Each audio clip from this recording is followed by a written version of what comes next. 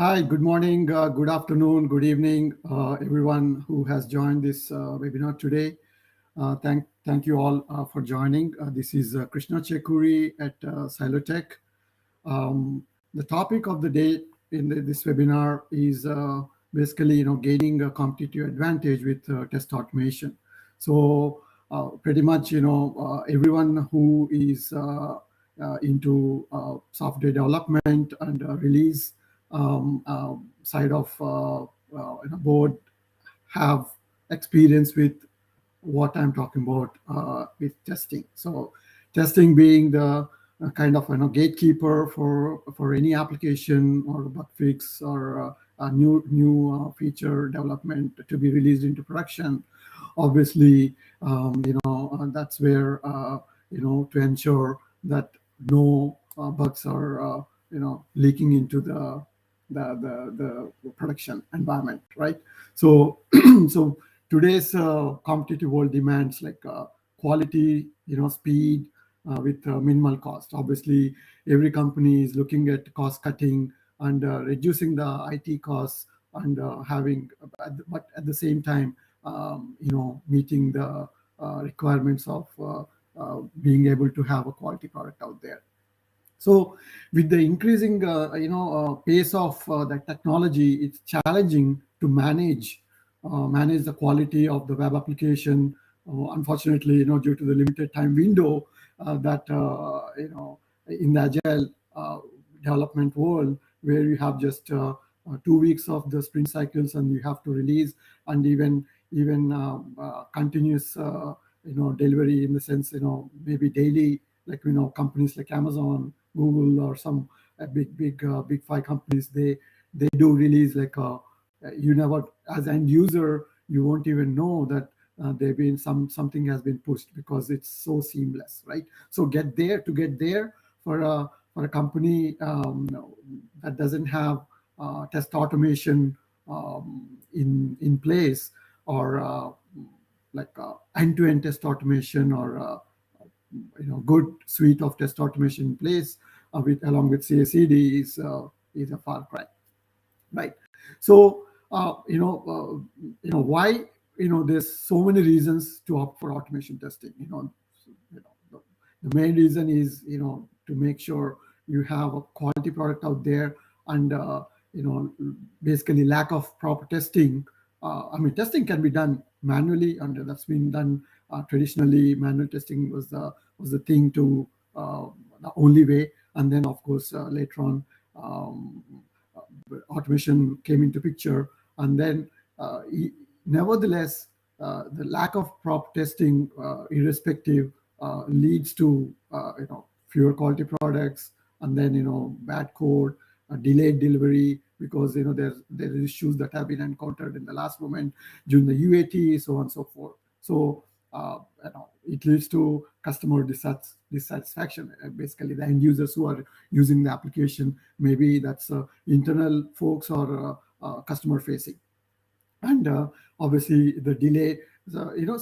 Such issues can be unplanned test management strategy, delay in development, and underestimation of effort in the testing as well.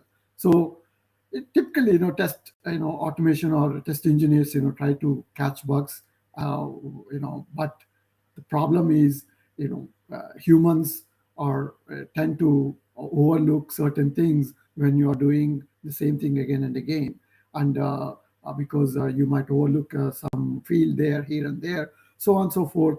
It's to deploy a quick fix post migration to production, and then regression testing comes into play, where regression testing is typically very time consuming, because you have to ensure that your product is regression tested, because with the new bug fixes or the new feature that has been added doesn't break the existing functionality, right? So that is so it's with all these combinations and so many of scenarios that need to be executed or need to be tested, it is a kind of a vicious cycle, right? So where the deployment window will be continuously narrowed down, and then the output has to be more. So automation testing is an effective way to improve the effectiveness of the coverage itself. Now, where you have the more coverage in less time, that can be achieved, right? So it is very crucial to depend on it to select the good framework or that works. Obviously, there are so many frameworks out there, and there's so many tools out there for automation testing. And then you have obviously the licensed tool versus you have open source. So many things in this mix, right? And so some of the things that I would like to talk is what kind of tests have to be because everything you cannot have build a ship in a day, right? Or or a plane in a day. So you have to everything is like a puzzle or that you need to keep everything together like Lego blocks, right? So when you're doing test automation, it's the same thing. So you don't go full-blown test automation from day one, right? You have to pick and choose what you want to automate first, and then increase your regression suites. Tests basically that needs to be run against every build release of the application, such as smoke test, sanity test, regression test, so on and so forth should be looked at first. Then that utilize the same workflow but different data from the inputs, and obviously the outputs might be different. That's basically the data-driven testing. So that's part of the test automation as well. And doing the database validations, so on and so forth. And then there are some other automation that is slightly different, which is basically automating the execution of the test automation suite, but in view of performance as well as stress and load as well, right? And these are the tests that can take long amount of time if you're done manually. So automation is the way. And then again, not very important thing is that right now in the current marketplace, if you have an application, that is that has to be tested, it is not necessarily need to be tested on one browser. So you have to ensure that it is compatible with the cross browser, because you cannot expect end user to have say Chrome browser. They might have Edge, they might use Firefox, or they might be totally different OS like Mac, or so there are so many combinations. So when you have such a complex combination, permutation combinations, obviously you have to have test automation in place. And then not just test automation, also scalable test automation. When I say scalable, so you have so many cross-browser testing has to happen. So you are running the same tests on different browsers. So you need to have parallel testing as well, right? Parallel execution. So and then obviously most important feature is to capture the valid issues, be it screenshot images, so on and so forth, so that whoever developer is looking at the reporting is very key, and logging is very key to test automation. So these are the things that are very, very high level, some few things that are reasons to do the automation testing, right? And so that there's a quick turnaround, faster turnaround of bug fixes, then bug fix and then build and rerun the failed test cases, so on and so forth. And at the end of the day, it's ROI from test automation is what we are looking at, because as you can see in the slide, the cost of fixing a bug in production is like exponentially high. And then not just the cost, it's just a monetary cost is one thing, the business loss of the business another thing, and then customer customer is unhappy, whoever is using the application. So And then there's a different kind of behavioral tests that you can perform. So reliability, reusability, accuracy, productivity, efficiency. So these are the things that are core to test automation and the core benefits of of test automation. So that being said, okay. So again, how you are going to achieve all this that we talked about.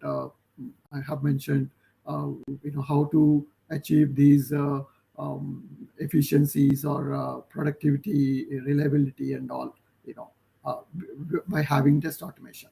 And then, test everything, test every time, test early, test continuously. It's basically fail fast approach, and then identify issues early on rather in the end cycle. Because again, as I mentioned, with the fast-paced development, with agile, you don't have the luxury like it used to be early on. So the release cycles are getting shorter and shorter, as we are progressing with the rapid application development. So we have to ensure the reduction in time to market. So that's a key factors, right? So to meet this demand, obviously you do test automation, and obviously you have to pick some tool, and what can be the best tool. So for a successful test automation process, it's vital to depend on right framework that is suitable for your company, right? And this is because it basically to bring down the cost of maintenance. It's having a framework in place is one thing, and then maintaining that to ensure you have folk who can support it is also key to one of the key success factors. Because overall efforts that you put into testing your application has to be reduced, so that increase in productivity. You have people who's working doing manual testing, or business users who are setting the time aside to do the actual testing, but not work on their business tasks. Obviously reduces the productivity, right? So all these things will increase your ROI if it is done in the right way.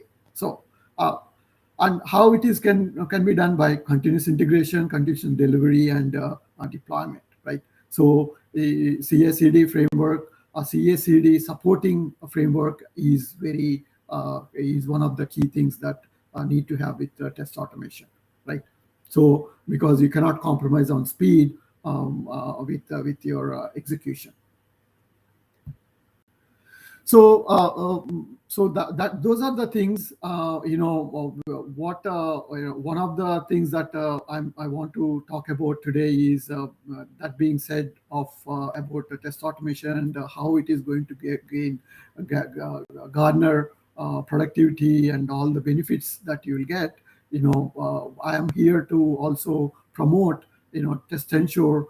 With that, basically the product that we have, it's a platform, one-stop shop test automation platform built by Sailotech. And at Sailotech, which has a pipeline built, the framework has a CI/CD pipeline built in. And some of the few things that I would like to stress upon is when you're executing test automation. So with you can have any framework. We have with vast experience that we have, kind of tried to address pain point, because there are hundreds of frameworks out there. What is it different with Test Ensure, right?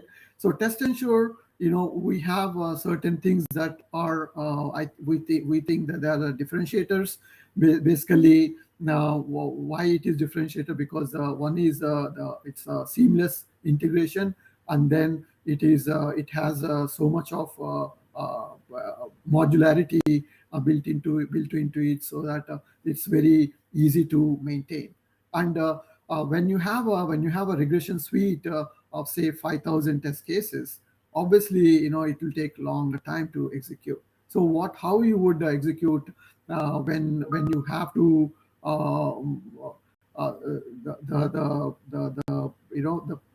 release cycles, reducing release cycles by what we call is grouping and tagging, right? So grouping and tagging is basically have a every tag is an identifier for each and every test case. Say maybe it's a chargeback, as an example, or maybe it's a shopping cart, or maybe it's like a registration or logging, something like that, right? So which identifies as a key element of that particular test case. So what happens is, when there's a bug fix or when there's a feature, it's easier to find and execute the tests that are impacted with the change or with the bug fix, right? So if you have, say, example 5,000 test cases, and then there's a fix in the shopping cart, right? And then there's a fix in the chargeback method or the payment method. So then it would by having test case tagging, test ensure allows or enables you to only pick and choose the test and execute the test cases that are tagged as shopping cart or a payment option, right? So that thereby you are reducing the execution time greatly, because maybe in these 5,000 test cases, only say 500 of them or even less are tagged as these having these tags. So that way it's more like a surgical strike of what you want to really. So it's basically making your efficient testing, and then whatever any change that is there, and it's totally keyword and data driven. So you can have multiple tests run with different inputs of different data sets with different outcomes. So it's so much of that exactly that will give you a lot of competitive advantage, right? And obviously, with the smaller cycles, you are achieving your core objectives, right? So that is those are the things that I would say. And when I'm talking about test ensure, it's one platform for automation execution. You have a different kind of roles in the company who can be an executor, mainly being a automation engineer, who basically uploads the test cases and then kicks off the execution. So that person, and then you have a developer who's looking at the reports, and then you have say a senior executive or program manager who's looking at who wants to look at what is the current state of the execution. Are we good for the release, or do I need to worry about the release, upcoming release? Are we ready? So that readiness, you don't have to ask someone, or to say, hey, are we good for the release, or because the data speaks, right? And then the test ensure has the dashboards, and it has reporting that will give a good clear picture of metrics, where how many tests have been executed, how many passed, failed, and then per module, what is the weakest link if there's an application and there's more bugs identified with execution in a particular module or a feature functionality, then you can isolate that. You isolate that and then say, okay, we need to revisit this this area of the application, this code base, and for making it more robust and more clean from the code perspective, right? So all that information is available with the screenshots. After execution, you have the logs, you have obviously the metrics with the charts, or with the trend analysis, with if say you have a July release, and then you have end of the July release, major release, and then you have you have multiple executions. Obviously, you can schedule it, or you can do an ad hoc execution. Say you have run like 30 executions, and then out of these 30 executions, how I am progressing with each and every execution, whether I am doing better or worse, right? So obviously everyone wants to look at the curve goes up of the pass, then the curve goes down for the fail. So that kind of insights can be clearly visible and showcased with in test and show. So those are the few things that are there. Obviously, if it's a requirements management tool, it's a low code test library, I would say, and then modular reusable test steps, where if there is some change in the field or a flow, you don't have to build a script from the scratch, right? You just need to add that field, and it's all data JSON driven, execution file driven execution, where it traverses through the JSON, underlying JSON, where you have all the outlet, all the test steps and test cases, and basically there's a dependency, which basically if you are selecting test case 5 and 7 to be executed, it will execute 5 and 7, but it will go to the dependency, where if there's a 1 and 2 are also required to execute 3 and 7, so on and so forth. So it is very highly scalable.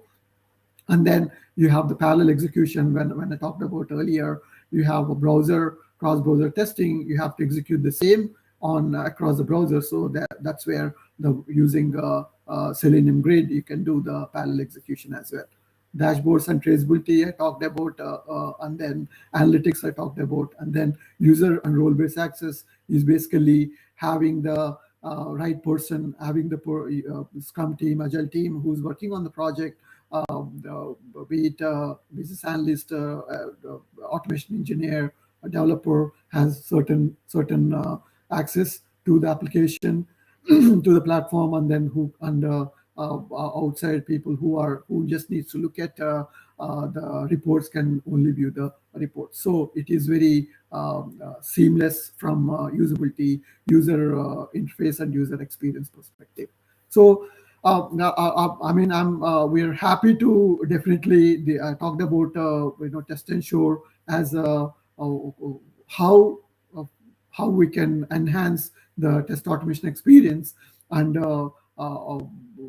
we can definitely have in-person or separate meetings.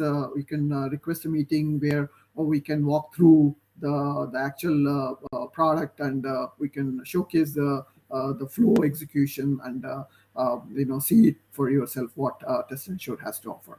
So that's pretty much the topic of the day I wanted to talk about. And thanks everyone for joining today's webinar, and we'll have more and more in the future time. Okay. Thank you very much.